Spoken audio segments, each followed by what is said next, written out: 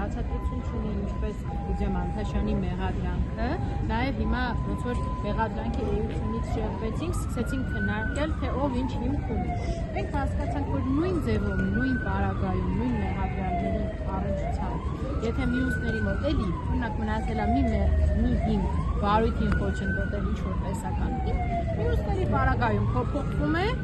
Լիդիայի պարագայում բացառիկ ուղղակի խտրականություն կիրառվեց, իրան ոչ միայն կալանքը պահպանվեց, ըստ էության կալանքի տակ շարունակում են մնալ Եդուշեմ Սխանումյանի, Բագրատ Սրբազանը, Մովսես Շարվացյանը եւ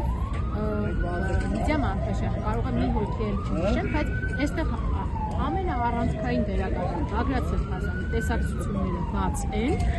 Լիդիա Մանուկյանի տեսակցությունները փակ։ Ինչով եք պայմանավորում Տիկին Սողոյան։ Հիմնավորվեց, դուք ինքներդ լսեցիք, ասեցին, պահեք, ասում այո, պահեք, ինչ պատճառաբարություն, որևէ տառ, որևէ բառ հիմնավորում ներկայացված չէ, թե ինչով կարող է խոչընդոտել ու ինչու է պետք է անպայման կալանքը կիրառել, ինչու այլընտրանքային մի խափանման միջոցներ չեն կարող կիրառել, որևէ բացատրություն Լիդիա Մանուկյանին վերաբերելի ներկայացված չէ։ Ու այս տեսակցություններն էլ, տեսակցությունների արգելքն է այս բանականության ամենաառանցքային դերակատարը Բագրատ Սրբազանի դերը։ Ցանկացած մարդ կարող է տեսակցել Լիդիային զրկելով արտաքին աշխարհի շփվելու հնարավորությունից, պատժում են, ընդհանրապես պատժում են։ Երևի թե ինչ որ իր գործունեության ընթացքում ինչ որ մի բաներ շատ ճիշտ է ասել, շատ ճիշտ գնահատականներ է տվել